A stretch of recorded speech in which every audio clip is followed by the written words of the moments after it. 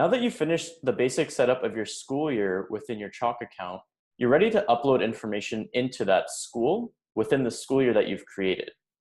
For this, we're going to use the CSV upload setup that we have within Chalk. To access the CSV uploading, you can go to Sync from the main menu in the top left corner from your admin panel in Chalk. From here, you'll notice that you'll have the name of your school at the top, and within it, you'll have the name of the school year that you've set up. If you have multiple school years, you can click here and you can see how they would all be shown. If you only have one school, you'll only see that one school. However, if you have multiple schools, you'll notice that you want to upload files for each school individually. This video will walk through how to upload files for one specific school, and we'll do so using the Import CSV button in the top right here. Before we do that, we want to get our files formatted into the correct format for the teacher CSV, student CSV, class list CSV, and enrollments CSV. Before we dive into that, we'll quickly highlight some helpful support materials you can access by clicking CSV help in the top right here. You can also access our overall admin guide from the question mark icon in the top right here, and then going to assessment solution. And finally, you can chat with us directly by reaching out using the live chat in the bottom right corner here. We'll start by taking a look at the teacher CSV. Now for this example, we've gone ahead and set up an Excel file to hold all CSV files for all of our uploads. If we switch over to Excel here, we can see that the name on the file is Chalk Academy High School CSV files. So this one file will contain all 4 CSVs that we need. To separate out the 4 CSVs, we've used the tabs here at the bottom left. The first is for teacher CSV, the second student CSV, the third class list CSV, and finally the fourth enrollment CSV. Each of these CSVs has fields in it. Some are mandatory and are indicated with bold and underlined headers, and some are optional, indicated with simple text. As we walk through each of the CSVs, we'll highlight the purpose of each column and let you know for the optional ones what you can do for them. And if you don't want to include them, you can simply delete them or leave them blank. Starting with the teacher CSV, the first column we have is teacher ID. This is an important value that once you set it will not be able to be changed unless you reach out to support@chalk.com. Once you set the teacher ID, the next mandatory column is the email. This is where you'll enter the teacher's email, and this is what they'll use to actually log in to their account. Note that both teacher ID and email are both mandatory fields for the teacher CSV. And again, once the teacher ID has been set and correlated to a specific email, that cannot be changed unless you reach out to support. So it is highly recommended that the teacher ID you use here is the one you want to use for the rest of the school year and for years to follow. If you don't already have a teacher ID from a system you're using elsewhere, you can create one by using the last name of the teacher or a sequence of numbers. Just keep in mind this has to be unique to that specific teacher within the file here. The last 2 columns are first name and last name. Each of these are optional columns, so if you don't want to include them, you don't have to, but it is helpful and makes it easier for teachers to set up their accounts once they start. The next file we have here is the student's CSV. Again, in this file, any column with a bold and underlined header are the mandatory fields, and all other fields are optional. It's important to note while some fields are optional, if you want to take advantage of some features like the student and guardian access, those email fields are not optional. Let's start with the non-optional mandatory fields. The first we have here is student ID, and this works the same way that teacher ID works. You want to make sure that this is unique to each individual student, and this will be used later when we look at the enrollment CSV and actually add students to classes. The next column we have here is first name, which should represent the first name of the student. Next, we have last name, and again, this will represent the last name of that student. The first optional column we have is grade level. This allows you to assign a grade level to your students and is mainly helpful when generating progress reports across your school. You'll see when you generate progress reports, you have the option to group those files by grade level. If you use this field and enter a grade level for students, then you can easily take advantage of that option when taking progress reports for your school. Next, we have the email field. This field is for assigning an email to that student. Note that once you put an email in here, you can start taking advantage of the student and guardian access. There are additional steps you'll want to follow to complete, and we've prepared separate resources to walk through those in detail. Next, we have the guardian email, and this again is required to take advantage of the guardian access and allow guardians to see information for their students. You'll notice that the guardian email fields have numbers on them. In this first column, we have guardian email 1 with information in some columns, or some rows, but not all. We now have guardian email 2, which again has some information, but not all. You can have as many guardian email columns as you need to, meaning that each individual student can have as many guardian accounts associated to it as required. In the example we're looking at here, we only have up to 2 for any given student. Some students even have 0, as we can see here with Mary Beth. What you'll also notice is that if we look at entries 3 and 4 for both Scotty and Nikki, we can see that they share the same parents. In this scenario, we want to make sure that the guardians have access to both of their children, and we've included Nikki in we've included both guardian email accounts for both students so that they can have access to both. If you don't have all your guardian emails right away, or even the student emails, you can always add those later and re-upload the CSV files, which can then add that information and it'll allow you to take advantage of the guardian and/or student access within Chalk. These last 2 columns for is archived and is deleted are mainly used to remove information. It's important to note that when you upload a CSV into Chalk, it is going to add whatever information you put in there. However, if the row is missing, let's say, for example, you uploaded the CSV we see here, and then removed half the rows and then uploaded it again, it would not remove those students automatically. This is to ensure that if you accidentally upload a file with no information in it, it doesn't remove all information from your school. In order to actively remove content, whether it's students, or as we'll see later, class lists or enrollments, you'll want to use the is archived or is deleted columns.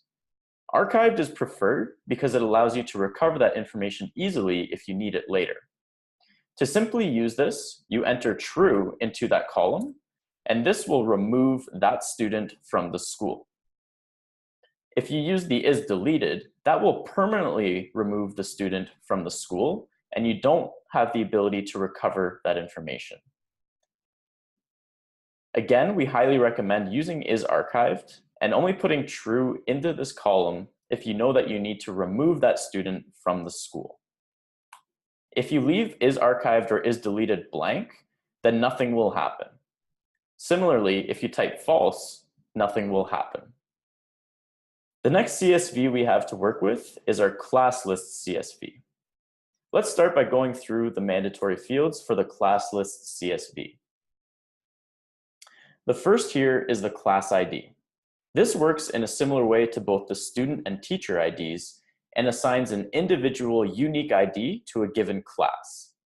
Note that this is only going to show up for administrators and can be a good way to identify that class individually and will be used in the next CSV for enrollments to assign students to these classes. You'll notice that the class ID here that we're using is a short code, which is easy to identify which class that is. However, isn't necessarily what you might want to read when you're looking at a gradebook. For that, we have the class name, which is our next mandatory field.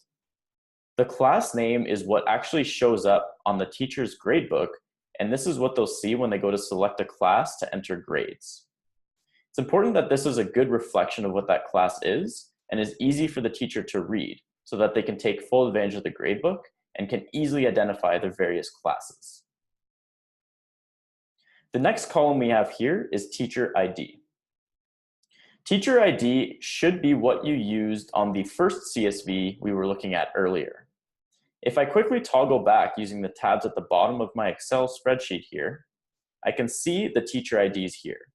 If we look at Lloyd, for example, we can see that this teacher ID is what is being utilized for these 3 classes, which is assigning that teacher to all 3 science classes we have here.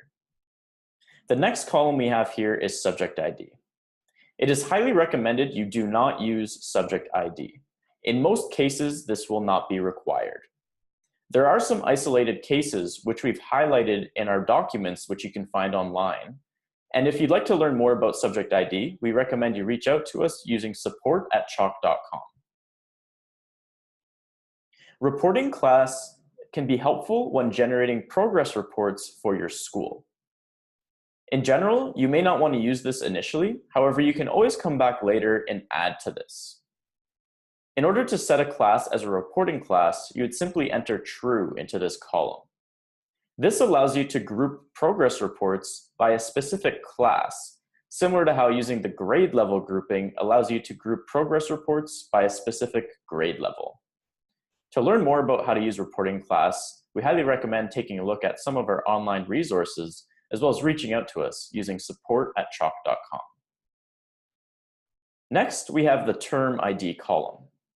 This term ID column should look familiar to you, as you would have set up a term ID when creating your school year.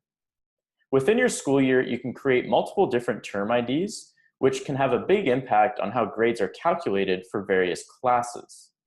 To assign those term IDs to your classes, you're going to use this term ID column.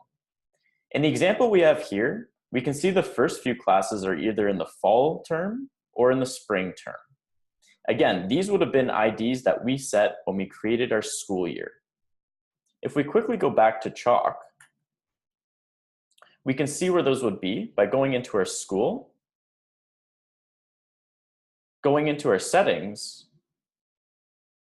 and going into marking cycles here. The various terms will show up here, and the term IDs that we set can be found here, where we can take that value and bring it back into our Excel sheet and put it in the term ID column. You can always come back and reassign this later if you need to put a new term on a given class. Next, we have our grading scale ID. In a similar way, when you set up your grading scale at your school level, you can assign those to individual classes so that classes have different grading scales that they're working with. Here we have an ABC scale that we've assigned to some classes and an SNU scale that we've assigned to others.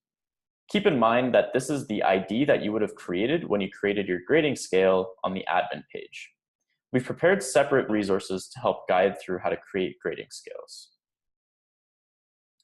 The last 2 columns here are is archived and is deleted. These work similar to how they work on the student CSV, except these apply to classes. For example, if we wanted to archive a given class, we would simply come in here and type true for the is archived column. When you archive a class, it will hide that gradebook so the teacher can no longer see it, and those grades will no longer show for any guardians or students if they have access. If you do archive it, it does give you the option to unarchive that down the road if you ever need to access any information from that gradebook. For now, if you don't want to archive one, simply leave this blank or enter false. In a similar way, you can use is deleted. The only difference here is that it will actually completely remove that gradebook and you will not be able to recover it. Keep in mind that we highly recommend using is archived so that you do have the option to recover any information you might want to remove initially. In the last CSV we have here, we have our enrollments file. In the enrollment CSV, the mandatory columns are class ID and student ID. Class ID is exactly what it should be from the class list CSV. If we go to the class list CSV tab, we can see our class IDs here. If we take a look at the example we have right now, for grade 10 science, this is the class ID. When we come over to our enrollments, we can see the grade 10 science is here multiple times. This is to add individual students to this class. If we jump over to our student ID column, we can see that we've used the student IDs that we had created on our students CSV. So if we take a look at this first entry, we know that this class ID is for our grade 10 science, and this student ID number 9, we can double check and look at our student CSV and see that this corresponds to this student. We can now see that Reba is being assigned into the grade 10 science class with this row in our enrollment CSV. We'll want to continue to fill out this CSV accordingly to assign all the students to our classes. The last two columns we have here are is archived and is deleted. These work the same way that the is archived and is deleted columns work in both the students and class lists CSVs. In this case, if we wanted to remove an individual student from an individual class, maybe they were transferred or they will no longer be taking that class, then you would come into this file and enter true. Keep in mind that if we simply remove the row from the file and upload that, it will not impact the student's enrollments. It's important to use the is archived column to actually remove a student from a class. If you use is deleted, not only will that student be removed, but you will not have the option to actually recover that information if you ever need it down the road. It is highly recommended you use is archived. So if you ever need to go back and get those grades for a given student in a given class, you can very easily unarchive that information, print whatever reports you might need, and then archive it again so it is no longer visible to both students and/or teachers. Now that we've gone through and created all 4 of our CSV files, we'll want to make sure that we export these CSV files so that we can import them into Chalk. Let's start with our teacher's CSV. Starting on this tab, we're going to use the option in Excel to save the file and make sure that we use the Save As option. When you use Save As, you have the option to choose which file format you want to use. By default, it will be using an Excel format. However, you want to switch this to comma-separated values, or CSV. When doing so, you'll also want to make sure that you label the file accordingly. In this case, we're using our teacher's CSV, so we want to make sure that the word teachers is in the name of the file. Once we've done that, we'll click Save. And we may get some warnings indicating that we've changed the format of the sheet, preventing us from being able to take full advantages of some of the features Excel has. This is to be expected when you create a CSV from an existing Excel spreadsheet. We're going to go ahead and click Save Active Sheet here, and click Continue to confirm that we know we are going to lose some functionality. We're then going to go over to our student's CSV and do the same process. We're now on our student's CSV tab here. We'll go ahead and click File, Save As, and make sure that we have students in the title. Once we click through the warnings, we'll follow the same process for the rest of our CSVs. This will give us 4 CSV files that we can then use and import into Chalk.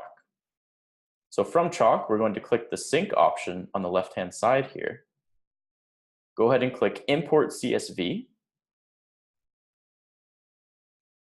And from here, we will access all 4 of our CSV files. Notice how it will not allow us to select the pre-existing Excel spreadsheet.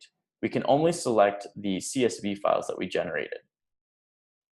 We'll go ahead and finish creating the rest of our CSV files before we upload, because it's very helpful to ensure that we upload all 4 files at once. If you only have 1 or 2 available, we do recommend holding off and not uploading those as of yet until you have all 4 files ready to be uploaded.